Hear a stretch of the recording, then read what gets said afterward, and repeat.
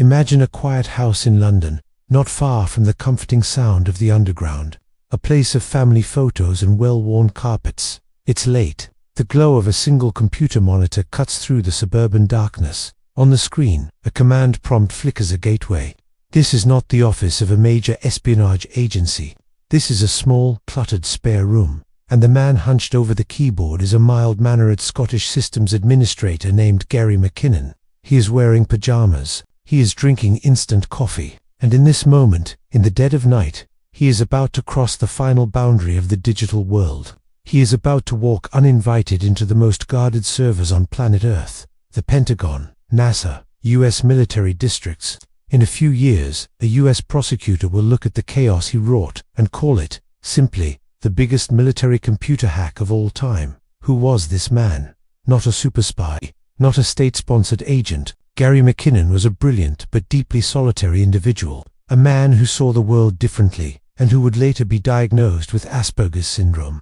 And like many of us, he had an obsession. He devoured books and grainy loris images about unidentified flying objects. He became convinced that the world's most powerful governments were actively suppressing two things: evidence of extraterrestrial technology and the blueprints for free energy technology that could fundamentally change human civilization. For Gary, the computer wasn't just a tool, it was a lens. It was his way to peek behind the curtain.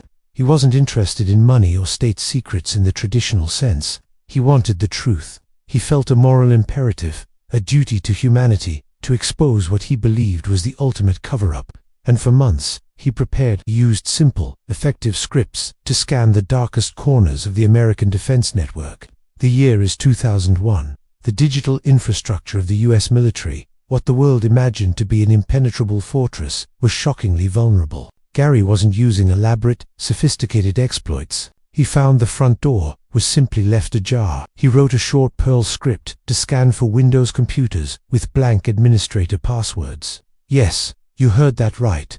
The login that granted total control over a system was protected by nothing at all. He got in, and once he was inside one machine, he could hop.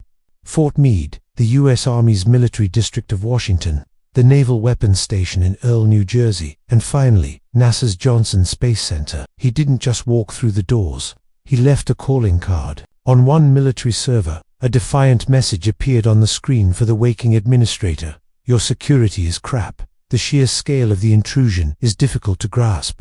Between February 2001 and March 2002, McKinnon breached 97 computers. His presence inside the network wasn't just an inconvenience, it was a crisis. Following the devastating attacks of September 11th, when American institutions were on the highest alert, Gary's intrusions caused genuine, critical disruption. At the military district of Washington, the network of 2,000 computers was allegedly shut down for 24 hours. He deleted critical weapons logs at the Naval Weapons Station, a move U.S. officials claimed paralyzed munitions supply deliveries for the Atlantic Fleet. But for Gary, the damage was secondary to the search. He was an archaeologist of the digital world, digging for the ultimate artifact. And then, at NASA's Building 8, the Image Science and Analysis Group at the Johnson Space Center, he claimed he found it. He says he discovered two folders, one marked processed and one marked unfiltered. This suggested to him that images were being altered to remove something before public release. Using his slow, frustrating 56K dial-up connection, he began to download an image from the unfiltered folder. He had to degrade the resolution and color depth just to get it to load. But as the image slowly, agonizingly, materialized on his screen, he claimed he saw it, a massive cigar-shaped object, silently suspended in Earth's orbit. No rivets, no seams, a technology, he was certain, that was not of human origin. He also claimed to find an Excel spreadsheet on a Navy server. Its title, Non-Terrestrial Officers. It contained names and ranks, and tabs detailing ship-to-ship transfers involving vessels he couldn't find in any public Navy registry. For Gary, this was the smoking gun, a secret, space-based military program, complete with its own personnel and undocumented fleet. But as he stared, bedazzled, at the blurry image of the craft, the moment was stolen. The mouse on the NASA desktop suddenly moved, on its own. The connection was instantly severed. He had been detected. This is the point where the personal mission of a lone man turns into a global legal and human rights battle. If you're finding this story fascinating, please take a moment to like this video, comment below with your thoughts on what Gary might have seen, and subscribe to our channel. Your support is what allows us to keep telling these deeply human, complicated stories that challenge our understanding of the world. It genuinely helps us fight the algorithms. Gary McKinnon's odyssey in the dark was over. In March of 2002, the UK's National High-Tech Crime Unit came for him. He was a quiet, unassuming man arrested in his home, charged with serious computer-related crimes, all committed from a small desk in North London. But this wasn't the end of his nightmare. It was just the beginning of a legal ordeal that would last for over a decade. The United States government wanted him. They demanded extradition to face trial on 7 counts of computer crime, each carrying a potential 10-year sentence. Total potential time, up to 70 years in a high-security U.S. prison. The story shifted from a tale of high-stakes hacking to a profound human drama. McKinnon was pursued relentlessly by the American justice system, but he was supported fiercely by his family and a growing movement of global activists. Gary's mother, Janice Sharp, became the face of the campaign, a tenacious force fighting for her son's life. This was no longer about a few deleted files. This was about a vulnerable man, now officially diagnosed with Asperger's syndrome, facing a foreign justice system that many felt was disproportionately harsh. For years, the legal process dragged him through the courts, appealing, losing, appealing again. This legal limbo, this constant threat of being put on a plane and never returning, took a savage toll. The fear was real, palpable. Facing decades in a foreign prison, far from his home and support structure, Gary McKinnon began to struggle with severe depression. The defense was simple. The punishment did not fit the crime. An extradition would violate his fundamental human rights. Expert medical reports were submitted, painting a chilling picture. If Gary McKinnon was sent to the US, the medical opinion was that he would present an extremely high risk of suicide. The case became a political firestorm. Celebrities, politicians, and disability rights groups rallied to his defense. It was a clash between two powerful forces, the US government's demand for punitive justice and the principle of human compassion.